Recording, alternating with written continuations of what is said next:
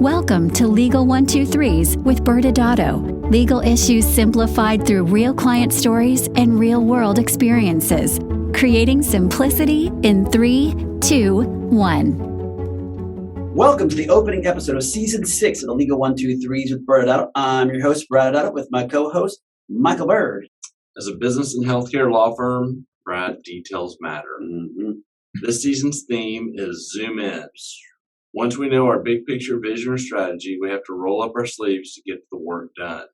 With each episode this season, we'll have our typical stories and make sure we talk about the specific actions to focus on for 2022. Yeah, Michael, I'm real excited for today's episode for 2 reasons. First, we've officially launched the podcast in the video realm, so they can see our gorgeous radio faces and listen to us on YouTube and these other video platforms that I know nothing about. But secondly, we have 2 guests joining us to launch this season. I thought you were going to do hair and makeup. I did.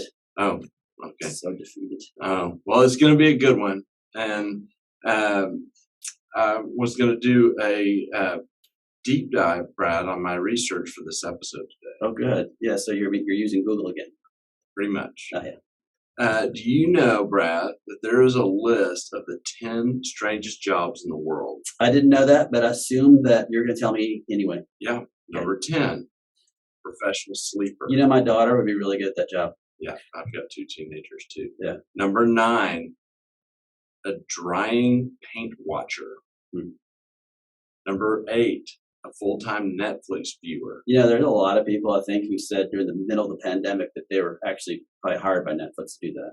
Number 7, a train pusher. Let me explain what that is. A train pusher is in Japan.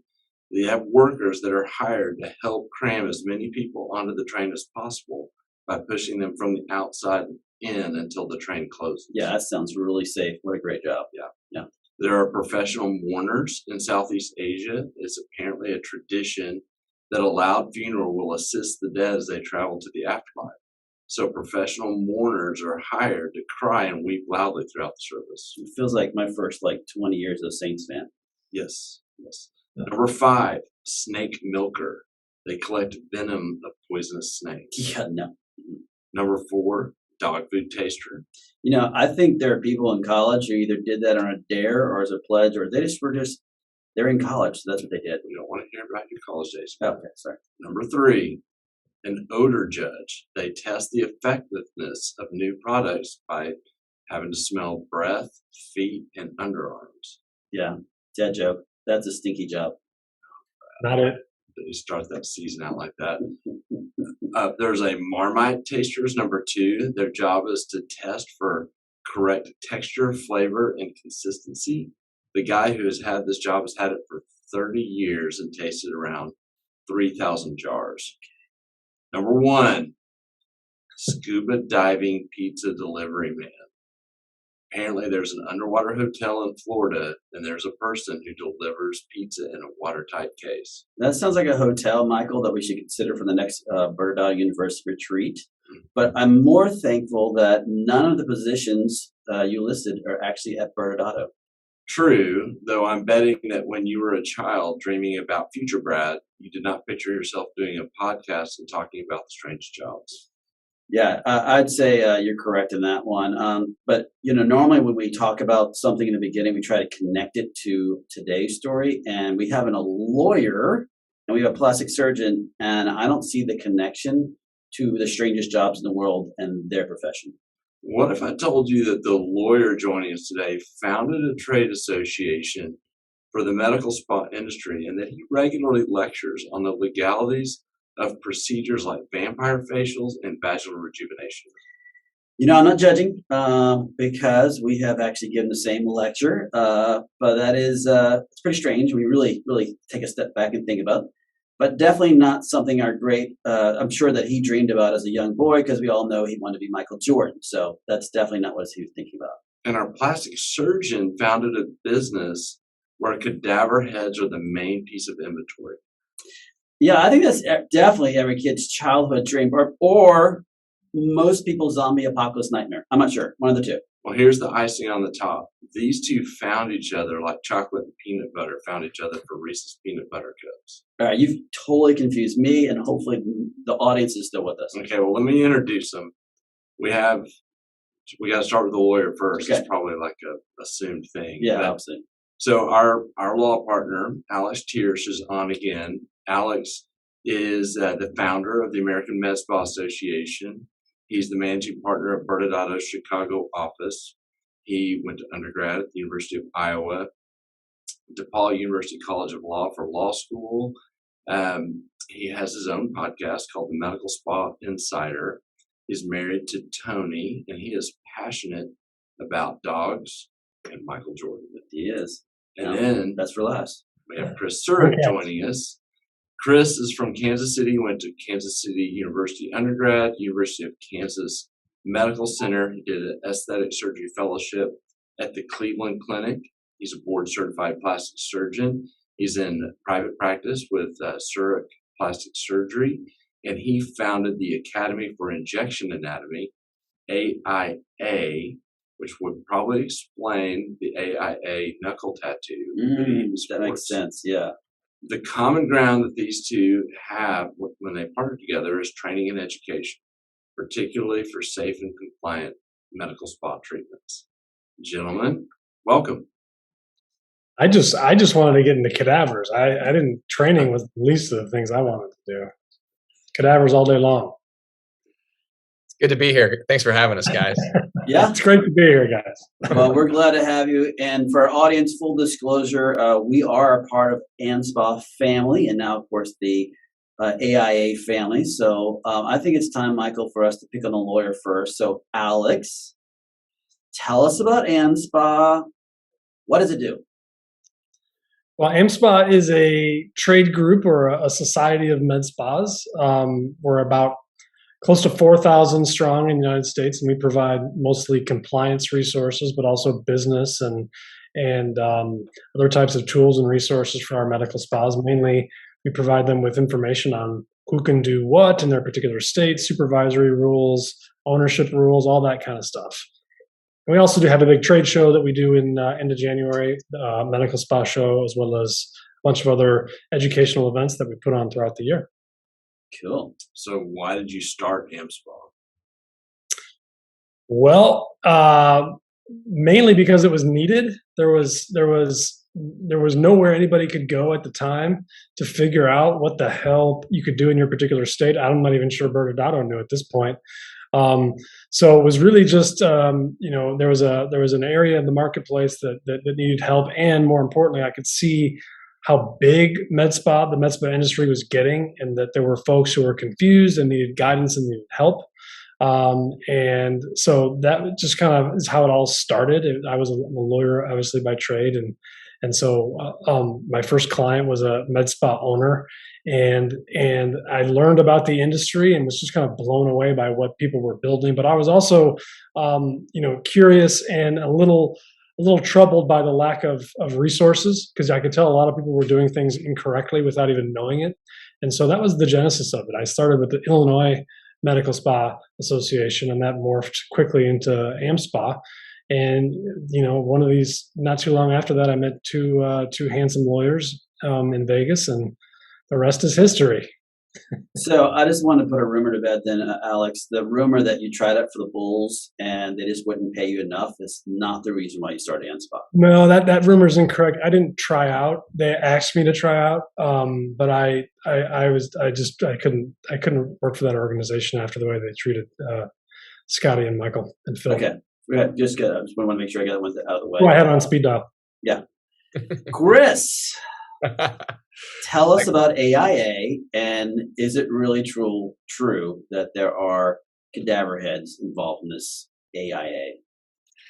Absolutely. Well, yes, there are cadaver heads involved. So AIA, Academy for Injection Anatomy, think of it like a Kaplan course for injectors. You think about when your kids are going through high school and they take SATs, or even in med school or college studying for MCAT.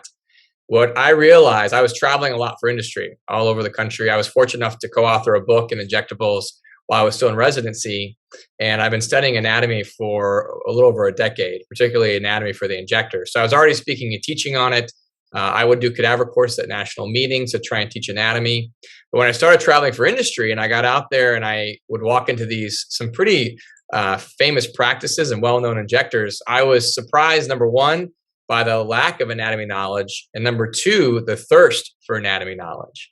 And I quickly realized that when you think about anything, there are foundational principles. And when it comes to injections, particularly filler injections, you have to understand your anatomical plane and the product you're using. You have to marry the two of those to create optimal outcomes for your patients. And just like Alex said, the resources weren't quite there and people were thirsty for the knowledge. And a lot of them have not done surgical training like I have. A lot of them have not had the opportunity to dissect a face. And I think there's one thing about watching someone do something, but if you actually do it yourself with your own hands and you get to see it, that's a memory that people will never forget. So here in Kansas City, I decided to open up this teaching academy. And mainly because I wanted to stay home a little bit more, be with my family, grow my practice. But I figured if I build it, maybe people will come. And they did. And they started coming a lot. And we started selling out. Before COVID, we were sold out for 7 months straight before the pandemic hit. We had a very long wait list, which was an honor. And I think it was a testament to our passion for the industry. But the course, just to understand the baseline of it, it does utilize a cadaver head. These cadaver heads are curated by a company. They're treated very respectfully. We have to write a grant to utilize them, and we take it very seriously. But what I did is I created a method of dissection that allows any level of injector, whether you're a surgeon or a first-time injector, to inject common places and then dissect down to visualize how all the arteries, nerves, ligaments, lymphatics all interrelate. And the whole idea is to share the message of anatomy and safety in injectables. And we've built the course and grown it, and it's been really fun to watch, and I'm honored to see where it's come. That's really cool. And I'm curious, listening to you after all the education, and you have this idea that comes to you on how to improve education. You had to kind of take a jump out there from an entrepreneurial perspective to start a business. And had you started a business before, and what was that like?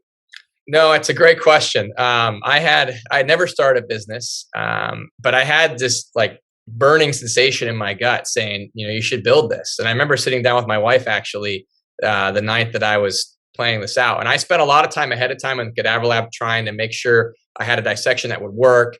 I had to make sure all the intellectual property, the illustrations, the setup, I had negotiated with the hotels and done all stuff I had never done before. No event planning, no business planning, none of that. But I knew I loved it. And I figured, listen, if you love it enough and you're passionate about it, start small and grow it. And so it was an entrepreneurial thing for me. I have a full-time practice. I have 2 young kids. But again, my gut told me that the industry needed this. And so I just kept pushing forward. And we figured it out. Well, okay, so now we have, back to Michael's Reese's Buttercup moment, we have the chocolate, and I'm not sure who that is, the peanut butter. And somewhere in 2020, AMSPA and AI decided to come together, partner together. What made it, y'all, besides being apparently a Reese's peanut butter cup, what made it such a good fit and for you guys to come together? Maybe Chris, I'll start with you. Yeah, actually, I remember the first time I hopped on a call with Alex and Kathy. I had some interest from other people in industry. I had some interest in the private equity sector. I had grown to the point where I knew I needed help. Either I hired more staff, and built it on my own. I hired a consulting company potentially as an option. But in reality, I knew that I wanted to grow it, but I needed a good partner. We had such a long wait list. We had such a backlog. We had so much requests to go out and teach people. And, there's up to 30,000 injectors in the US. And by the time Alex got to me, I'd only taught like 250. And I wanted to share the message. I wanted to spread it. But I was really, really concerned about maintaining the sanctity and the authenticity and the intimacy of the course. And so some of the people I talked to, I wasn't quite getting that vibe. And then when I sat down with Alex and Kathy, I could tell that they appreciated the passion behind the course. The way I grew it was much the way Alex grew AMSPA, right? You have an idea, you grow it, you just keep pushing, and you maintain the right principles, the right passion about it. And so then I thought to myself, well, this is perfect because here's an organization, a proven organization that again started grassroots and grew. I liked the people. They understand compliance, legal, business, all the stuff that I don't cover in my course, but I would love to have as resources. and also an events team and a market team to grow AIA while still maintaining the message. And so, it made perfect sense to me. And again, I'm a person who goes by gut and instinct, and my instinct right away said that AMSPA would be a great partner to grow the course. Awesome. Well, I'd love to hear, Alex, kind of your perspective, wearing the AMSPA hat as y'all decided to partner together. Yeah, it really was. It really was a perfect fit right from the get-go. I had heard a lot about Chris and his course just through reputation. I talked to a lot of folks who had attended to it, a lot of industry, was very excited about what he was doing. Excuse me. He was, when I talked to folks about trainers and how AMSPA wanted to get into clinical training at some point, he was the one that was really the first and last on the list. So I was very lucky through Kathy and Kathy Christensen, my CEO, deserves a lot of credit because she first talked to Chris and was able to get us in touch. And we saw right away that there was both synergies of what we do as businesses, but also in how we approach business and how we approach the industry. I think that's the most important thing is, to have a good partner, it's not just, the terms have to match up, sure, but you also have to be kind of rowing in the same direction and have the same passion for something. And we've always, AMSPA has primarily been, up to this point, before we got involved with Chris, we were solely compliance, legal, and business. There was no formal clinical training. We did a little bit at MSS, and we did some outsourced stuff, but it really was our goal to get into that because we've known from the beginning there's so many people who need help. They need help in not only determining what the laws are, but they need a lot of help doing things safely and learning how to do things properly. And so it was perfect. And I have to tell you, this was all done over COVID. Chris and I hadn't had any formal, we didn't even meet each other until well after our deal was done. We just had Zoom calls. But frankly, I wouldn't even needed that. I would have done it anyway because I've just gone off reputation. I knew that he was onto something special and that he was going to grow this thing to be big, and I wanted to be a part of it. Yeah, and that makes sense. And first off, I love both of y'all. You can tell how passionate you are about the training side and the education side because it really does come through as you guys are describing it to us.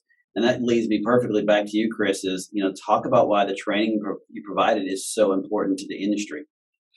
Yeah, it's critical. It's critical. You'll hear many people say it's the wild, wild west out there when it comes to injections and aesthetic procedures. And it's true. I mean, as Alex mentioned, there are some legal situations involved, but see, like in plastic surgery, we go through a full residency. We take a test every year to get us ready for a big written board exam. Then we have to submit all our cases and sit in front of this board of examiners where it's very stressful to get credentialed. And so it's this huge process. But yet here we have these medical procedures being provided. And a lot of times, a lot of these people, they just start injecting. And then their training can vary so much based upon who their medical directors are, what access they have, where they came from.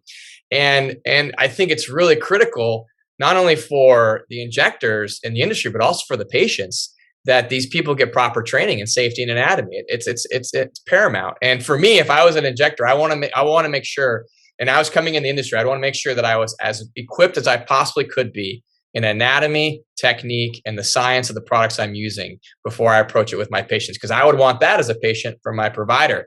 And so that was another driving force for me was, hey, let's go ahead and build and grow this. And so I thought it was a really nice marriage with AMSPA to do it. And I think the industry response has been very good. And I think our attendees and our alumni have really taken that message and spread the word. And it's my hope that we're just setting an example for others to continue to put an emphasis on training because it's critical. It's critical for us. It's critical for our colleagues. And most importantly, it's critical for all of our patients who are receiving these procedures. Yeah, I had one follow-up question to something you had said, Chris. And what you had talked about earlier, that you have people come in there from anywhere from a plastic surgeon to just an injector of some sort. What was the most shocking thing that you noticed when you were teaching the course for the first couple of times? There's a pattern that kind of demonstrated itself at all? Well, the nice thing is I think the people that come to our course, so we have a saying that the fear of injections is the fear of anatomy. And I think people who came to our course had a healthy fear of the anatomy. But even some of the most seasoned injectors I've had, physicians in different realms, it was the aha moments when they got to see certain things. For example, with tear trough injections, they got to see how close the vessels are to their injection. And that's really humbling for them, considering that all these vessels interconnect with the orbit, for example. When people got involved with temple injections, a very common thing. I saw a lot of people didn't understand that anatomy, and they learned certain safety parameters, but also danger zones they hadn't seen before. And it was a real aha moment. The other area where you see a lot of stuff on social media is what's called liquid rhinoplasty, or injections of the nose with filler.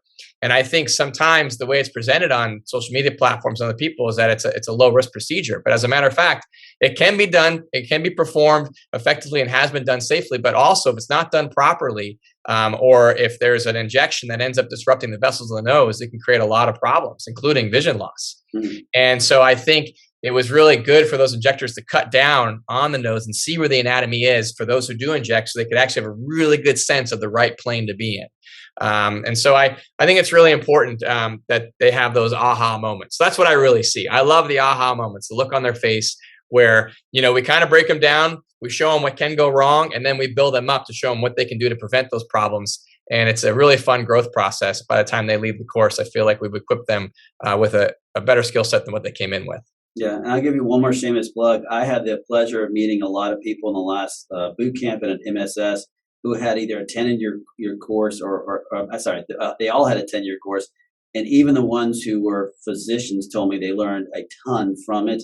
And they even said that they learned new techniques even about how to inject better. So hats off to you for starting the course. Alex, hats off to you for finding the peanut butter or chocolate. I'm still not sure which one's which, and combining the two. No, I think, and just to piggyback on what you said, Brad, everyone, and this is 100% of the people that I've talked to have been to the course. I've just been blown away. I've seen it. It really is something it's a sight to behold. You learn so much, even as a lawyer, a layperson. After I got over the initial nausea and after I woke up from passing out, seeing some of the injection, I found myself kind of engaged in learning in what was going on.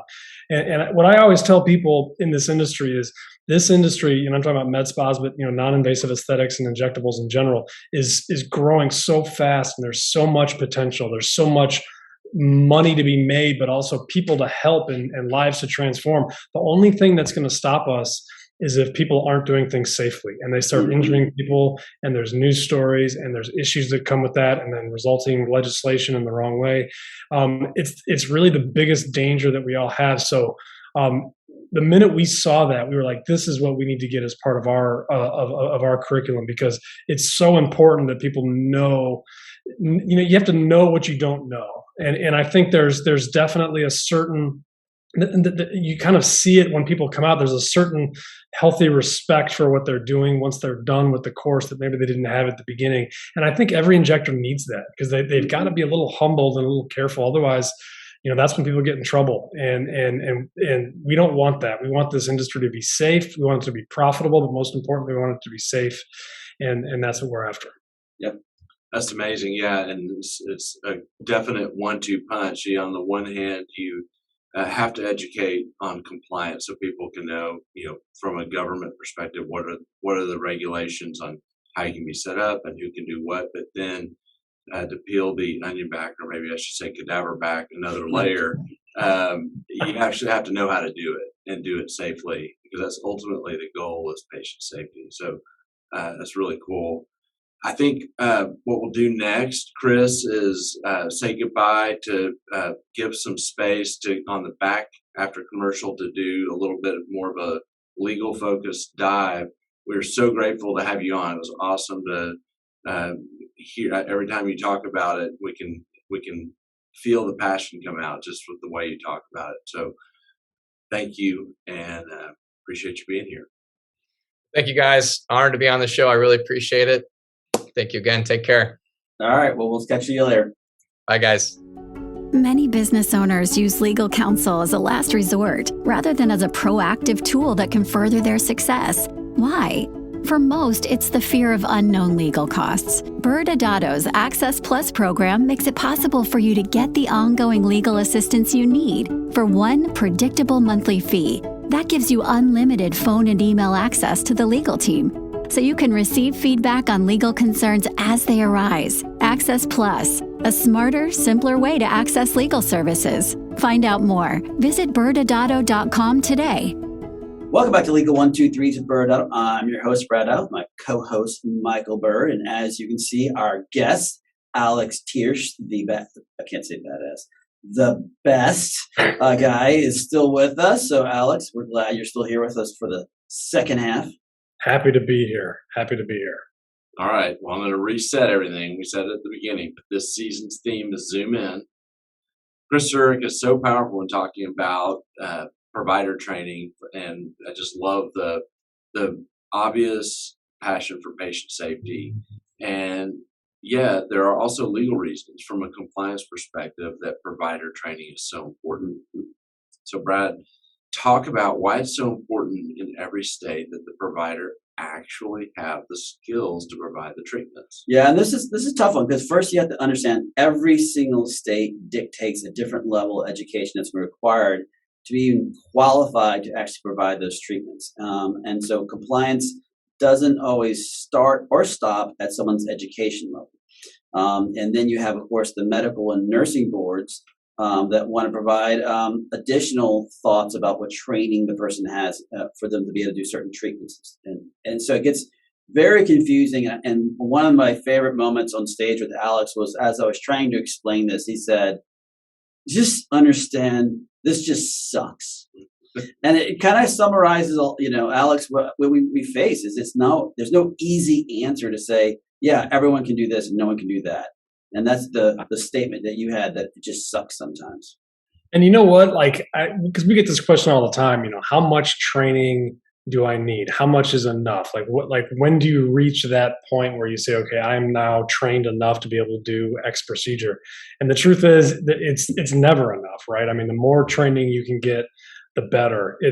You can never stop learning. And when you're dealing in an industry like we are that's governed by, boards with opinions and things like standard of care, you don't have written down rules that govern everything that you can refer to. It's really, you have to just err on the side of caution. And so I'm always telling people, you just get as much as you possibly can. The more you can get, the better, and then document everything, and you should be okay. Yeah, all really good points. Michael, talked about how the states are actually regulating from the formal education requirement. Yeah, so you have this educational requirement of training for the procedures we just talked about, but then the states also will say, hey, you need to have this, whatever this is, to be able to do XYZ procedures. And the states kind of follow two basic approaches. You have some states like California and New York that just tell you who can do what. And in both of those examples, they're like, hey, if the procedure is the practice of medicine, it can be done by an RN, a nurse practitioner, a physician assistant, or a physician. And it's pretty, even though compliance isn't as clearly showing, it is pretty black and white, as at least how they regulate it. And then you have other states where they kind of push it onto the doctor. I mean, they're basically saying, hey, this is a medical treatment, and the ultimate accountability goes to the medical license that we're regulating. And we hold you to treat patients within a standard of care. And so when you are delegating treatments to other providers, it's up to you to decide, do they have the adequate education? Do they have the adequate training? And are you within the standard of care? So if we said a doctor delegated injections to Brad because Brad walked by the cadaver course, my question back would be, okay, well, what would the medical board say about that to you if you were standing before them saying and trying to answer to the standard of care? So it can seemingly create a lot more flexibility. It kind of does, because you can have, you don't have a limited list, but you just have to be careful and be mindful that you're going to be accountable for who it is that you allow to provide treatments. Totally agree. All right, Alex, let's start closing out this episode. Why don't you give us some final takeaways for our audience for today? I think it was great to hear Chris Surek, like you guys say, you can just hear how passionate he is about it, and I will tell you, when you see him on stage doing his thing and talking about anatomy, it's like he becomes a different person. Like it's really amazing, and I think that's for final thoughts, like that's what it's all about. Like you have to never ever stop learning and understand that the only thing that is going to stop this industry is ourselves. If we don't get trained, we don't do things safely, and there is no substitute for good patient outcomes, and there's nothing that is going to give us more trouble than bad patient outcomes. So I kudos to you guys as well for having Chris on. He's an incredible instructor, and I think he's going to we're just getting started with this too. So I'm excited to see where he goes. Yeah. I guess, Michael, I'll go next, just kind of give my final takeaways before we get back to you. And I think, we talked about this earlier. It can be very confusing depending on what state you are. And the defense, everyone's doing it, must be okay because you don't understand, everyone does this. And sadly, as we've learned through the years, it's not always the case. And so going back to where we talked about training and education in the very beginning of this, if you are a physician or either the owner of the med spa or the supervising physician, or in some states the medical director, you really need to understand how to do the treatment yourself. That's important because and anyone else who's actually providing that actual treatment, that they can do it because they are actually providing that treatment under your license. And ultimately, the medical board and there are other issues that we've talked about is the concern about patient safety. And that's what I love about what AIA and AMSPA is doing, is making sure it's not just compliance, but actually doing it correctly. So I'm going to stop, Michael, and let you take the final thoughts today. Well, I think that the professional mourners that we talked about at the beginning are people that didn't follow patient safety and they lost their jobs. And so they got so good at the wailing and crying that they went and started getting paid for it. Maybe so. Well, Alex, thanks again for joining us today. Absolutely. Thanks for having me. All right, well, join us next Wednesday when our law partner, Dr. Jeff Siegel, joins us to discuss snake oil of the patient reviews. ByrdAdatto is providing this podcast as a public service. This podcast is for educational purposes only. This podcast does not constitute legal advice, nor does it establish an attorney-client relationship. Reference to any specific product or entity does not constitute an endorsement or recommendation by ByrdAdatto. The views expressed by guests are their own, and their appearance on the program does not imply an endorsement of them or any entity they represent. Please consult with an attorney on your legal issues.